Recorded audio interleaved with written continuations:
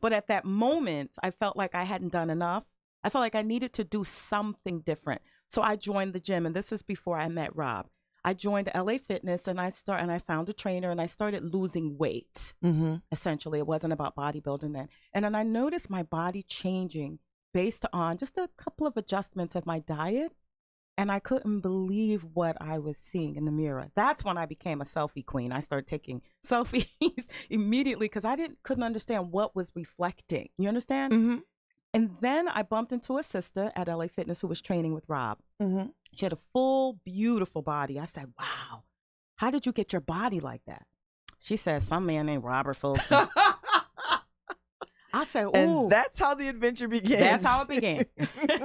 So you made your way. Did you immediately go see him, or did you wait for the next sign? I waited until I kept seeing this sister. I'm like, okay, now this is an omen now. So finally she said, you need to come tonight because they're having, what do they call it? A posing class. She said, they're doing this posing class. So bring your heels because I'm sure he's going to try to make you pose. So I went to Robert's gym when he was located in Milford. And I looked in the room and I said, I'm not taking my clothes off and put heels on, not with those bodies in the room. I mean, I had never seen anything like it up close. Just beautiful. Oh, I know, right? Bodies. That's exactly how I felt too.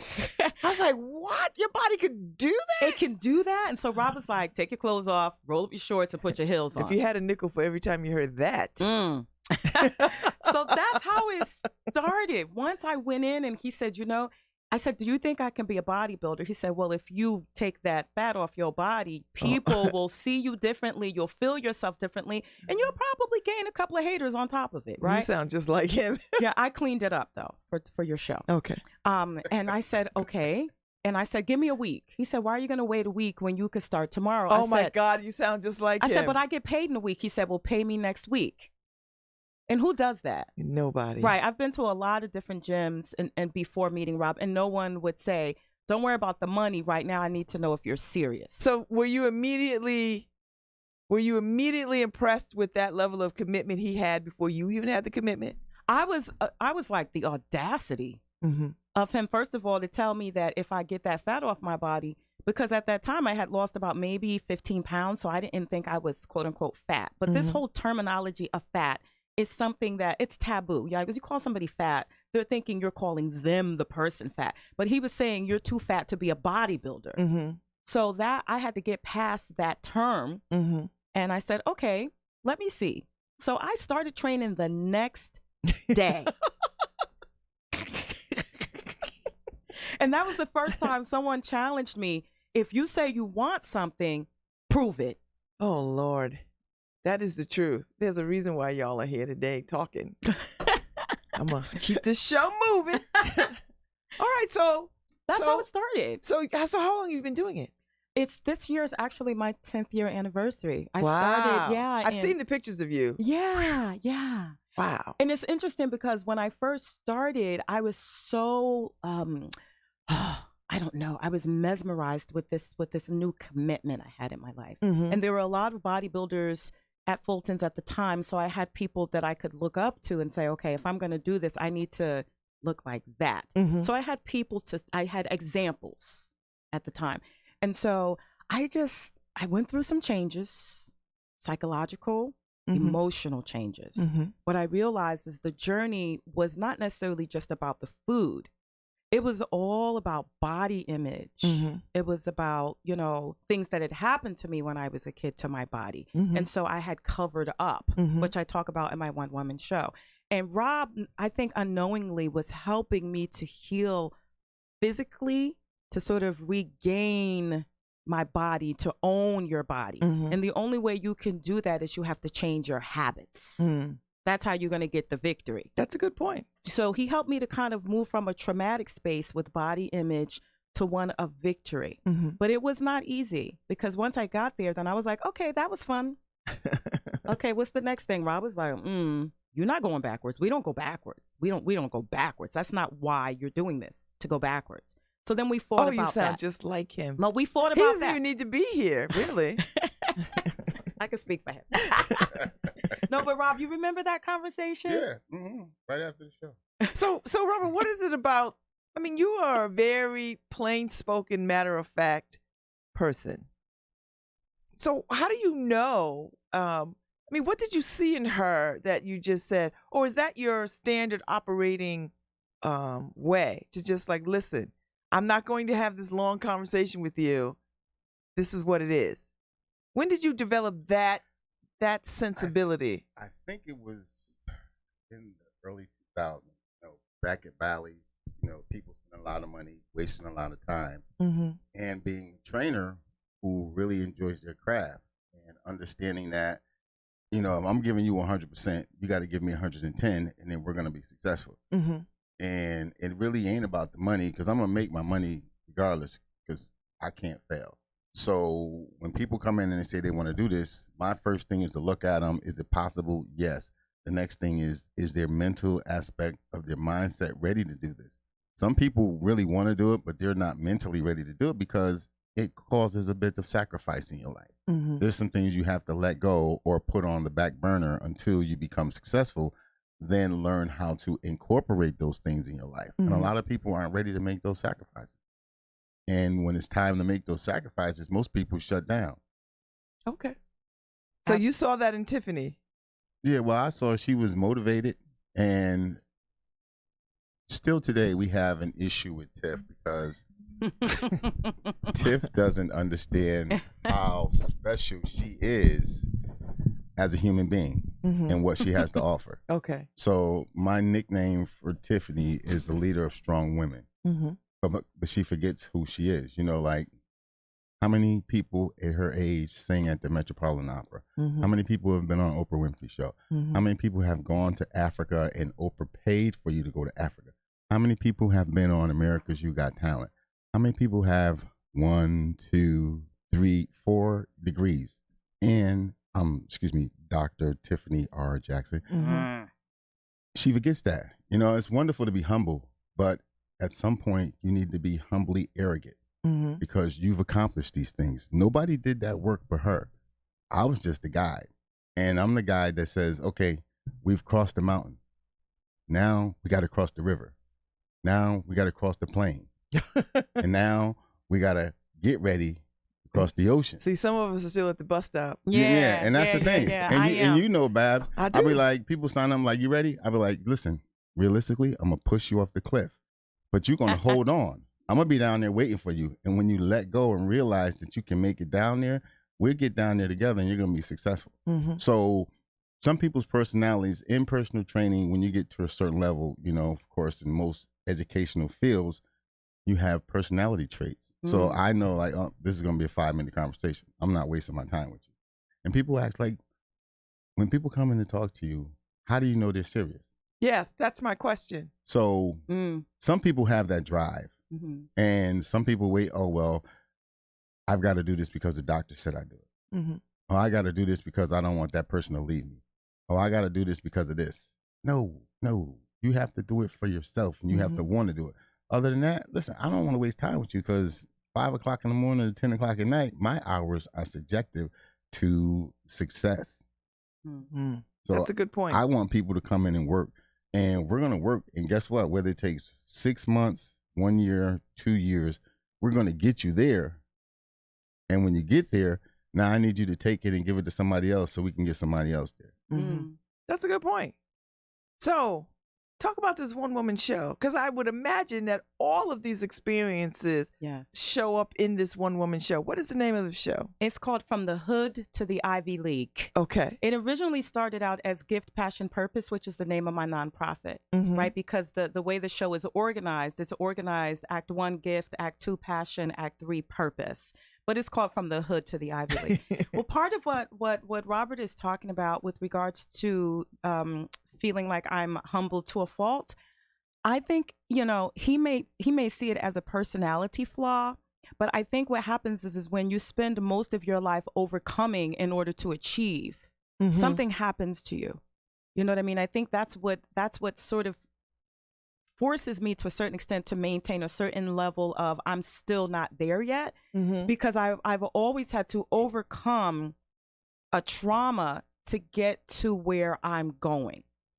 Every single stage. So now this new stage I'm in, which is combining all of these different disciplines, not just as a lifestyle, but creating a show, right, and presenting it. It's multimedia, it's multidimensional. It starts from the very beginning of my mother's life. I talk about my mother being born in Wetumpka, Alabama, in Jim Crow South. And then I talk about my father's life and all that. And then I start segueing into growing up in Church Street South housing projects and how I got involved in singing classical music from the very beginning. And I keep winding through. And then as I talk about Church Street South, I bring a couple of my friends back to life who no longer have the voice. And these are people who were friends of mine who died in what I call the struggle. And there was war against drugs when it felt, in fact, like war against people. Yes. And so I talk about some of those young men. And then as I begin to perform the show, which it debuted on October the 6th at St. Paul, St. James. I saw the press release. Yes. I realized like, oh my God, I'm healing. This thing has been healing me, because after the show, I really needed to go somewhere and sit down. Like, so I'm bringing all these things that are in my subconscious mind that I buried so that I could achieve.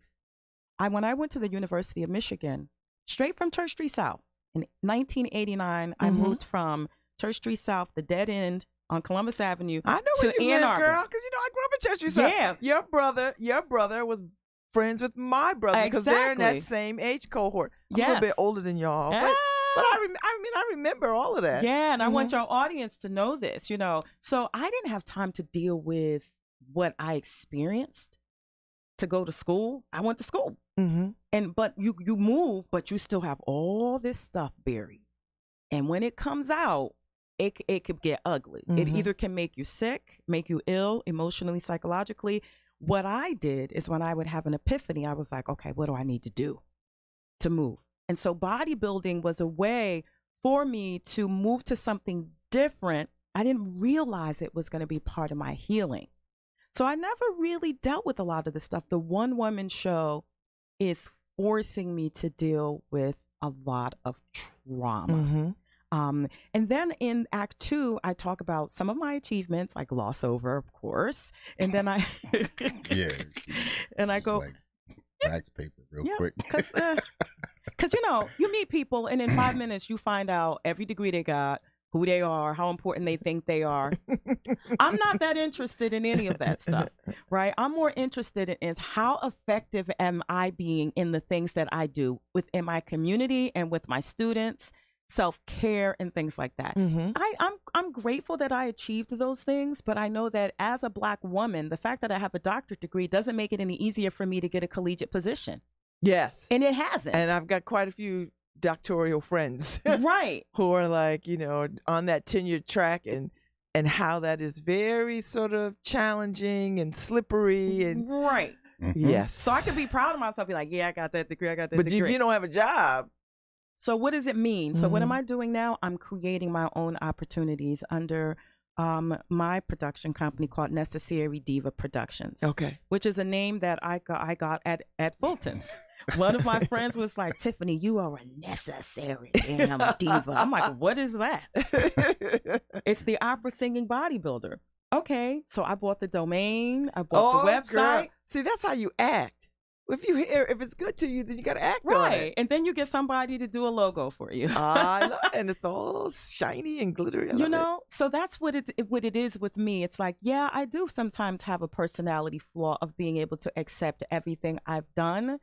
But those things are things that I've accomplished. They don't necessarily define who I am. Once you take your accomplishments, then it's like, okay, now so what? What do they really mean? And I understand that. I understand that too. Yes. Like I will let people know if they try me, like, look at here. So I'm not too proud. Right. The hood comes out and quick to let people know you're not going to treat me less than the next person. But I'm not going to walk in the door. Hi, everybody. I'm a doctor of music. How are you? It's not me. Rob knows it's not me. I have gotten better, though, Rob. The simple fact that I have a production company and that I'm owning my intellectual property and the show is starting to make more room for me in a different way. What I'm having struggles with now is as a promoter, a new creator, how to maintain my self-care and my fitness. Okay. Because now with this healing I'm going through with this one woman show, after I start reliving a story, I'm like, oh, I need some food. Yes. Because that's your go-to. It's emotionally draining. Yes. So I've been struggling. I've never gone all the way back, but I've been struggling with maintaining the kind of top 10, 15 pounds outside of my competition weight. Mm-hmm. I've struggled with ever since I got my doctorate degree, because I've had to think about, okay, what does all of that mean? So I've been inundated with those thoughts. Okay. Now what? Okay. And so, Robert, how does she combat that? Well, like we said in the beginning, it's self-discipline. And Tiffany has it. She spreads it along to other people in the gym. She's also spread it to her mother, who has now been training for a couple months. Really? Who's Yes. in phenomenal shape. Oh my God. Recently after back surgery, oh no, I can't do this, boo, because my back messed up. We gonna fix that. And this is what we do it for. We work around your injuries to make you healthier. Right. And Okay, I'm coming back. And watching Tiffany grow, even in the past, we were at a show and Tiffany got second, and I was like, well, this person's body was better than yours. You was doing this to this. So at the old gym, there's about 100 and something machines, and we're on this one training cycle, and we ended up arguing. I'm this, da. I'm like, I don't care if you this, that has nothing to do with bodybuilding. It's a certain discipline. I think we argued for about 45 minutes straight, and the young lady in question came over to give Tiffany some tissue. I was like, just a grown woman, she don't need tissue. We working out right now. Let's go. So we ended up arguing all the way around the gym, a one-on-one argument. But that's how I see you all the time. And but this was a little different. This was a combative argument. And in regards, right? Previously, Tiffany told me, I don't trust men. Men are always out to do something. Right. And all I wanted for Tiffany was her to be successful. Mm-hmm. At the last increment of time, you just got to be successful. It has nothing to do with me. It's all about you. And we got to this final machine, and this gentleman who was ready to quit fitness and life said, I've been listening to you two all day, and I was going to quit. But you two gave me the inspiration to stay here. I just want to thank you. And we bust out laughing. Yeah. Yeah. And it was great because from everything that happened in her childhood and everything that I went through in my life, we were just going back and forth, nonstop. You this, that, you're not going to tell me. I'm trying to show you. And at the end, she's successful. Okay. But I think you operate with a high level of integrity with your gym. Yes. I think that I noticed that from first off. Yes. I never get the feeling when I walk in there that I'm being preyed upon. Exactly. And I don't see him preying upon women. Not at all. Now I hear now you'll slick talk us. He'll trash talk us. But it is not that. It's not preyed upon. No. Do you know what I'm talking about? I do know. Trust and believe. I know that feeling. Like I've been places where you just feel like somebody is trying to get you. Yes. Right. And you don't know how to shift from that because you don't know when it's going to come at you. Right. But I get none of that in your gym. Is that purposeful? I mean, are you always purposeful or thoughtful about how you come across to the women? Because you have a lot of black women who come in that gym. And he's good for them. Yes. Because we're difficult. I'm just saying. I'm not difficult. To say not the least.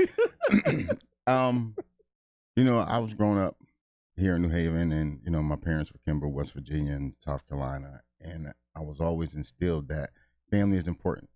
And even still today, like you guys know, when you come to the house for the 4th of July, don't bring nothing. Just bring your love. I wasn't invited this year. It's your fault because you didn't come. Oh. You was invited once, you invited forever. Oh, anyway. Is that how it goes? Oh, okay. So, and most of my life, most of the older men were in and out of prison. So my aunt's older cousins were all women that were guiding the men, besides the few that didn't. Like, my cousin who's over at Hill House, the principal, our family basically tried to take care of everybody. And keep our women sacred. I have a daughter. I have a granddaughter. I got to keep them sacred. I got to take care of them. So when you guys come in, and I've had this at the old gym, the same thing. Nobody is becoming a predator, and nobody's being preyed upon. Mm-hmm. It is a family environment, and if you do something wrong, it gets to a point where I'm gonna pull you to the side real quick, and if it's that bad, then I'm gonna put you out. Mm-hmm. And I've done that at the old gym. I've even done that at Bally's, but I won't allow that. Yeah, I can speak to that as being a member for 10 years. First of all, it's there are very few trainers, male or female, but in particular male, who really know how to work with women. Mm-hmm. Because first of all, you can't train women the same as you train men. And Rob knows that. There are even certain, exercises you don't want a woman to overindulge in, because you don't want to disrupt their natural body shape and their natural essence. So he knows how to even train female bodies, just basically on that level as far as their physiology. The second point I want to make about that is Rob knows that at the end of the day, it's all about the work you do. Because when I would go out and about, he was like, you're prospecting for me. When you go out into Target and your body is looking great, I didn't even think about that. Yeah. You know how many women will say to me, even now that I'm a little heavier than I want to be, even still now people see me and go like, oh my God, do you work out? And I feel in my body like, well, you could still see it. But that's just a psychological thing. When you body build, you go all the way. Oh no, Tiffany, we can see it. Well, that's how it is. You know what I mean? You get a couple of degrees, but when you get a couple of degrees outside of where you like to be, you feel like you're not there. But it's just part of what comes with being an athlete. It's never really good enough. Mm-hmm. And then when you get there, you don't even realize you're there because you've been working so hard, you've been so diligent until you see the pictures. You're like, wow, I didn't even know that I looked that way. Mm-hmm. Another thing Robert doesn't do, he doesn't go around complimenting us. Because, as ladies, we like for people to go, oh, you look nice. Oh, you looking good. Or, oh, you. No, he's like, you could do more. No, Robert is not going to give you compliments at all, because even the compliments can be a little misconstrued. You understand? If you say to someone, you look good, they're going to be like, oh, you think I look good? They're not thinking that you're saying like, you look good, like you've come a long way. Okay. It's the way sometimes people hear. And as women, like as a woman myself, when someone gives me a compliment, particularly a man in the gym setting, whether it's the owner or a trainer, I'm not hearing it that I'm getting better. I see. You understand? I see. Yes. So he doesn't give us compliments like that. Mm-hmm. After the show, after I do a show, he'll let me know, like, you need to do better. Or he'll say, you did the dang on thing. But it'll be way after the show. It'll be after we're back at the gym. A couple of weeks later. You ain't say nothing about the show. You did great. All right, let's keep going. Or after I start gaining weight, he was like, you was there. I was like, you didn't tell me I was there. Look in the mirror. So then it forces me to recognize and look at myself. Mm-hmm. Stop depending on outside, external adulation. Exactly. I get it. Know where you are, understand where you're going, listen to what you're being told if you trust who your leaders are, and just do the work. And don't worry about whether they're praising you and saying this and saying that, because then you'll always need those kinds of adulations from that particular individual. Everybody else could say it to you, but if that one individual doesn't say it, then you don't believe it. Mm-hmm. So he doesn't create that kind of environment. In a way, he gives us the information and he's guiding us, but he's not hounding us. Okay. He's watching. Oh, believe me, I know. If you decide to fall, I'm gonna let you fall. And then when you decide to get back up, I'll be over there waiting for you. You'll be like, okay, it's time for your measurements next week. I'm like, oh, okay. So I already know what that means. You understand? Mm-hmm. So I don't know if I would trust, like he's right. I didn't trust men. So even though I was paying him top dollar to train me, I didn't want to listen to what he was saying. I was like, what that always the way? Kind of bull shenanigans is that? You're paying someone to help you and you sitting there fighting them. Yeah. What kind of crap is that? Like, why are you doing it then? Mm-hmm. So then I had to ask myself, like, why am I doing this? I can't do this for Rob or whatever. I have to definitely credit Rob. Rob is definitely the person who has helped me to find my inner diva, so to speak. Do you still feel like you are in competitive mode? I will always feel that way, which is good because it keeps me always aware of like, girl, you need to stop. It's time to go backwards. You know what I mean? Yeah. I need to always have that mindset of competition because when I look in the mirror, I'm like, ugh, you falling off. What's up with that? And then I start doing more cardio. I say, okay, for a couple of weeks, I need to chill. You know what I mean? I need to have that as a litmus test. I need to have that. Everyone should have that, by the way, just so that you don't go so far off the deep end to the point where now you're looking at people around you saying like, well, how come ain't nobody tell me that I was this? Because Babz, you know how it is, especially in the Black community. When we start losing weight, what do we say to each other? You look sick. Sick. Oh, I know. You looking sick. But when I was sick, ain't nobody care. Anybody care? Yeah. When I was, borderlining into obesity, no one said anything to me. What do we say to our brothers and sisters? You look healthy. Ready to go eat? Girl, you a thick 'em. You look healthy. Thickums. Thick like Snicker. Like we celebrate things that we shouldn't be celebrating. I'm not saying that we should not celebrate bodies in all of their different shapes and forms, but we have to make sure we don't celebrate illness. Yep. We can't celebrate illness. That's the thing. There's a difference. I think you're right. We can't celebrate illness. celebrate illness. No, we cannot. Oh, so what is the fine line between fat shaming and not fat shaming? Because I hear all these messages now. I will tell you this: since I was hanging out with Robert for a bit, almost a year, do you know how many trainers have approached me? Yeah, because they want to take credit for what's going on. And can you come? Uh-huh. I want you to come. I follow you. If you come and I can't tell you how many messages I got. First of all, I couldn't understand it. Like I was like, what is happening here? Right. And I didn't say anything. I just was like, no. I'm over there doing my thing. Bandwagons. Bandwagon. And so I just found that I did not know that people were that. They wanted to take part in your success. Right. And the same thing that I tell my competitors, when you start changing mentally and physically, oh my goodness, people are going to jump on you, and now everybody has all the information you need because they want to be a part of your success. They want to be like, well, I helped Tiffany become a professional bodybuilder. Right. I helped Tiffany get in that great shape. I helped Tiffany become a certified personal trainer, sports nutritionalist specialist. I put my hand in it.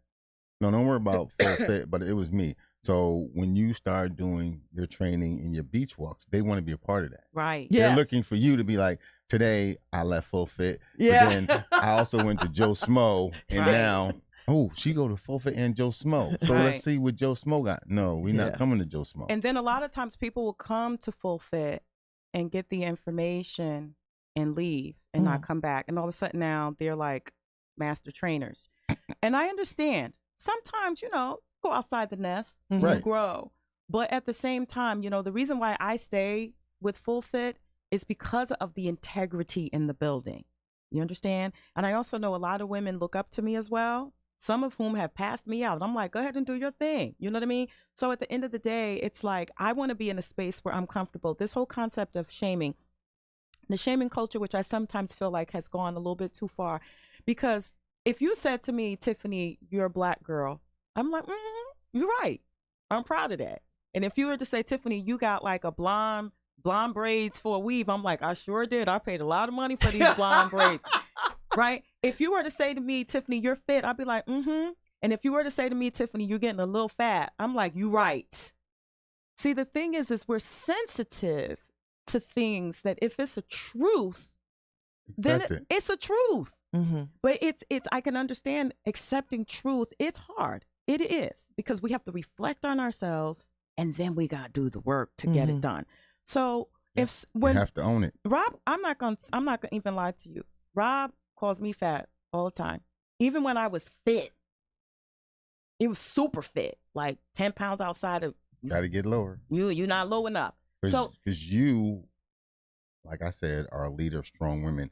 And there's so many women that follow your lead Right. that you don't even know about from Instagram to Facebook, I have no all over, idea. that call me and go, I want to look like her. Right. I I brought a go, couple of my opera friends to I don't Rob. know if you mentally ready to look like her, because I'm not. I know the work that she's put in. I'm Right. not. I know can the tell you. 6-day a Ooh. week training sessions. Oh Lord. I know the week before the show when you're doing 100 reps of everything you do to make sure that every muscle stays where it has to be, Right. while you're getting water from under your skin so you can look great on stage. Right. I know what it takes to go to the store and be a little lethargic and forget what you went to, and then you got to Right. sit down and take a nap.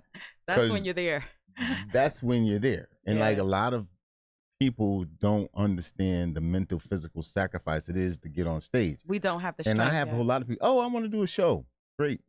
3 weeks in, I don't see him no more. Right. What's the name for when you get in that space where it's like euphoria?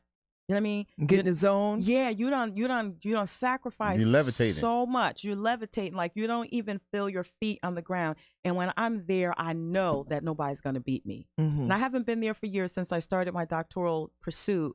That feeling of like that levitation, that's when your body is clean. That's when you have no junk in your body for months, and your skin is tight, and you feel like you're floating. You don't have energy, but you have all the energy you need, Mm-hmm. right? And it's like fat is a real thing. Fat is a real thing. Muscle fiber is a real thing, right? Carbohydrates. I mean, as a matter of fact, fat is one of the most important macronutrients, right? Mhm. We have fat, we have carbs, and we have proteins. And then we have our micronutrients, right? And it's a real thing. So people shouldn't be shamed by something that is a real thing that you may carry more of than someone else. But it's just a question of changing your body mass index. And how do you want to shift your body mass index from a body that's more muscular to a little bit more fat, or less fat to a little bit more muscular? Mm-hmm. So it's just about She just makes changing that sound so. I'm like following along, like you're the Pied Piper. I'm like, oh my God, yes. It is Tiffany. that. And then, you know what? And people argue with me, and I go, it is the easiest thing in the world to lose weight. No, It it's is. not. No, it's not, because you won't make the choice to commit to it. Right. Okay. That's how simple it I is. can hear that. I Right. think And then- I hear that. And Because we like- make choices all the right. time. But I'm for different saying, things. and like we have this saying in the bathroom, you can learn how to live to eat, not eat to live. Mm-hmm. You can't Right. out-train a bad diet. I mean, you could train twice a day, 365. But you Right. can't But you out-train. can't go to Burger You King and didn't get change 2 my for bathroom, 5. did you? You actually hurt your body more. And you don't understand. Like, When I you had a do guy that. come in who was doing 2 for something at one of the local restaurants. Did you know how many calories that was? Every time you do 2 of those, that's almost 4,000 calories. You're not made for that, because you're not training at that elite level where Yeah. your body needs 4,000 calories. calories. Right. So what you're doing is shooting yourself in the foot. Right. Mm. So, and then I put you on 2,000, and you tell me it's too much food. Wow. And I don't understand that. It's too much of the food you don't, don't want to want. eat. That's Yeah, it right Exactly. there. Well, Yep. Babz, I saw you coming in every day, and I saw your transformation happening, and it motivated me. Mm. Because when you see someone changing, no matter what state of mind or body you're in, you're like, they're really doing it. I really did enjoy it. I really did I enjoy it. watched you. I felt very confident, and I And- like to have that feeling again. Yeah, You because know. you And chose it, you did it, and it was Yeah. happening. And then people don't understand, like, when you start enhancing your body and you start cleaning it up from the inside out, Mm-hmm. your mind gets clearer. Mm-hmm. Yeah, You make better choices. Mhm. yeah. You now have a better vision of what's going on in your daily life. It just makes you I better. just from gotta it. find a way to get back. So tell me about this one woman show. When's the next? When can we see this again? Where can we see it? I know something is coming up, isn't there? Yeah, well, first, I'm just doing a recital on December the 15th Mm-hmm. at St. Luke's. It's Okay. on a Sunday at 5:00 with just friends, just bringing some friends together, and a couple of kids who have been granted scholarships from my what do you call it, nonprofit organization. And that's something I just decided I wanted to do at the last minute. But my one-woman show, the next performance is going to be at Choate Rosemary Hall at the Okay. Paul Mellon Art Center. Mm-hmm. This is the first stage fully staged production of the show. And when is that? It's January the 17th. Oh, good. At 7:30. Okay. p.m. And is there a link? How do we find it? Yes. So you can go to the Paul Mellon Arts Center, just maybe Google Paul Mellon Arts Center, and you'll see all of the main stage productions that are coming up, and you'll see my show come up. They actually list it on the website as Gift, Passion, Purpose. Okay. Yes. Nice. I'm so excited. I'm already in talks about bringing the show to the University of Michigan. I'm in talks about bringing the show to Detroit and various places. Hopefully, the Long Wharf soon. I've been writing and sending out letters. So people who say they love and support me, now they need to prove it. Now, do you think that you will continue to do the show yourself, or will you allow somebody else to step into the role to portray the story? Because it can get quite grueling. It is grueling. Yeah. And you know what? I thought about that. I mean, Tina Turner is doing it now, right? Yes. Because somebody on Broadway is doing her life. Yeah. Yeah. She's not up there doing it. No, so. she's not. She's not. She's tired. She's somewhere in Switzerland chilling. Well, I think maybe at some point, once it reaches that level of success that I feel that it's going to reach. But right now, I think what is effective about me telling my story is there is nothing at all about my story that I'm presenting that is fictional at all. Okay. At all. I mean, it is raw in every way. I have a 4-piece jazz band behind me. Yes. I like that. Yes. And I'm bending genres in it because I can't tell my story only by singing classical music, right? So I return to my gospel roots. So I'm singing gospel, jazz, classical, and musical theater selections throughout the entire show. I like that. So it's has to be someone who can sing all those different genres. And it has to be somebody, who has a bodybuilder's physique. So you'd be surprised. You and get a little melanin. And a little melanin. You put a casting call out there, it'd be like 50 million of you. I know, They'd be right? like, oh my God. Especially in New York City, they're all there. Or anywhere, because, people are, or they can get into shape if they know what's coming. So exactly. It's been a pleasure talking to you. Thanks for having me here. I'm so glad that you finally got here. Yes. And thank you, Robert, for coming. Yes, My Rob. pleasure. I appreciate this very much. So, Harry, I'm going to play us out. And I can't wait to see your show in January. Yes. I'll see you at the gym. Thank you. I'll see you at the gym. I'm always there. Y'all have a nice Friday. You got it, honey.